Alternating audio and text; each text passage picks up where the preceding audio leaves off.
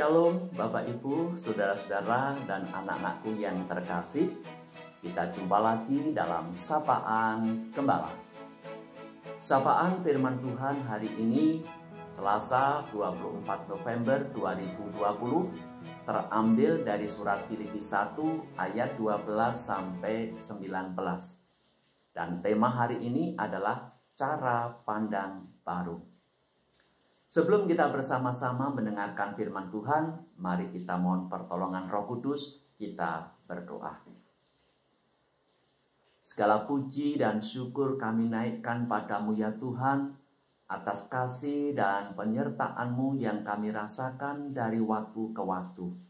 Hari ini ya Tuhan, sebelum kami beraktivitas, kami sungguh rindu untuk mendengarkan dan merenungkan firman-Mu.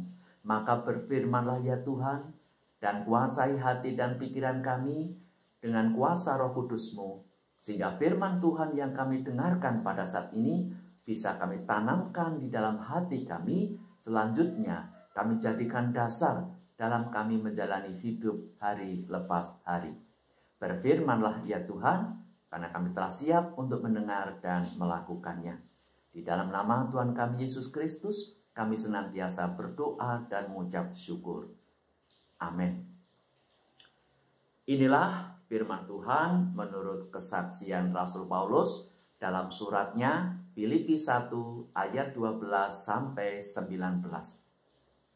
Aku menghendaki saudara-saudara supaya kamu tahu bahwa apa yang terjadi atasku ini justru telah menyebabkan kemajuan Injil, sehingga telah jelas bagi seluruh istana dan semua orang lain bahwa aku dipenjarakan karena Kristus.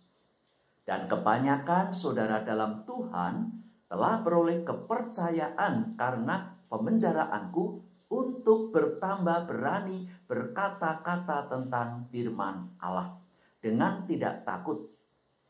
Ada orang yang memberitakan Kristus karena dengki dan perselisihan, tetapi ada pula yang memberitakannya dengan maksud baik. Mereka ini memberitakan Kristus karena kasih, sebab mereka tahu bahwa aku ada di sini untuk membela Injil. Tetapi yang lain karena kepentingan sendiri dan dengan maksud yang tidak ikhlas. Sangkanya, dengan demikian mereka memperberat bebanku dalam penjara. Tetapi tidak mengapa. Sebab bagaimanapun juga Kristus diberitakan baik dengan maksud palsu maupun dengan jujur. Tentang hal itu aku bersukacita, dan aku akan tetap bersukacita, karena aku tahu bahwa kesudahan semuanya ini ialah keselamatanku oleh doamu dan pertolongan Roh Yesus Kristus. Demikianlah firman Tuhan.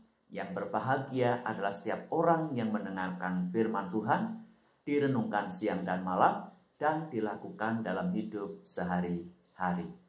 Haleluya.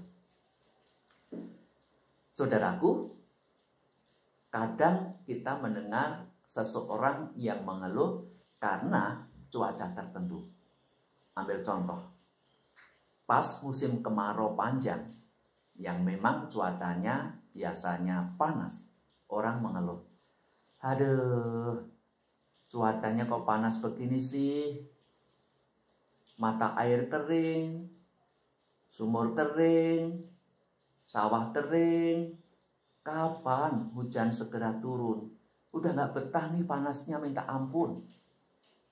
Nah, anehnya ketika giliran musim penghujan tiba, yang mana kadang memang hujan mengguyur terus sepanjang hari, orang pun mengeluh. Aduh, kok hujan terus sih? Mana jemuran banyak, genting pada bocor, banjir lagi. Kapan matahari bisa bersinar terus sepanjang hari? Saudaraku, apa yang saya sampaikan ini hanyalah sekedar contoh betapa kadang orang itu mudah mengeluh karena sesuatu yang dipandangnya tidak menyenangkan, tidak mengenakan untuk diri mereka sendiri. Dan kadang selaku orang percaya, kita pun memiliki sikap yang demikian. Ketika suatu peristiwa, yang mana peristiwa itu tidak menyenangkan, tidak mengenakan pada diri kita, kita juga mengeluh. Kita berusaha untuk menyingkirkan apa yang tidak menyenangkan untuk diri kita sendiri. Nah, pada titik ini kita menjadi lupa bahwa ketika Tuhan mengizinkan sesuatu terjadi pada diri kita, meskipun sesuatu itu kadang nampak buruk, nampak tidak menyenangkan, nampak tidak mengenakan pada diri kita, ada rencana yang indah di balik semua peristiwa itu yang sedang Tuhan persiapkan untuk diri kita. Dalam hal ini kita bisa belajar dari Rasul Paulus, yang sekalipun waktu itu dia dipenjarakan karena memberitakan Injil Yesus Kristus, dia tidak berputus asa. Dia tidak mengeluh. Bahkan dia bersuka cita dan terus bersuka cita. Karena apa? Karena ada 3 hal yang membuat Rasul Paulus bersuka cita. Yang pertama, dengan pemenjaraan Rasul Paulus oleh pemberitaannya Injil itu membuat berita Injil maju pesat. Artinya, dengan dia dipenjarakan, justru banyak orang yang mendengar kesaksian tentang Injil Yesus Kristus. Dan yang kedua yang membuat Rasul Paulus itu bersuka cita, karena dengan dipenjarakannya Rasul Paulus karena pemberitaan Injil itu memompa semangat orang-orang percaya, anak-anak Tuhan yang lainnya, untuk berani berkata-kata tentang firman Allah. Jadi mereka yang sudah mengenal Injil Yesus Kristus memiliki keberanian untuk bersaksi tentang firman Allah.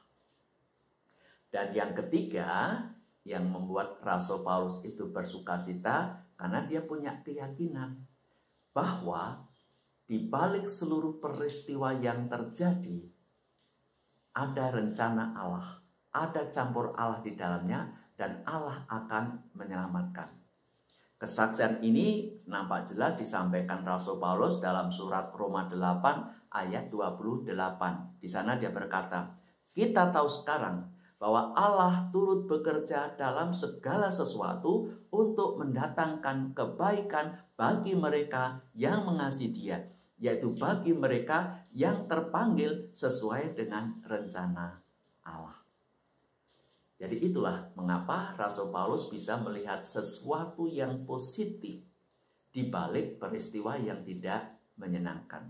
Karena 3 hal tadi. Nah, sekarang bagaimana dengan kita? Ketika peristiwa yang kita anggap buruk, ketika peristiwa yang tidak menyenangkan, tidak mengenakkan terjadi atas diri kita, apakah kita bisa melihat sisi positifnya? Bahwa di balik semua yang nampak buruk itu ada rancangan yang indah, ada rencana yang indah yang sedang Tuhan persiapkan untuk kita. Maka jangan pernah menyerah, jangan pernah berputus asa, karena Tuhan sedang mempersiapkan sesuatu yang baik di balik peristiwa yang tidak menyenangkan yang terjadi pada diri kita. Tetap semangat, tetap bersuka cita. Tuhan Yesus memberkati. Amin.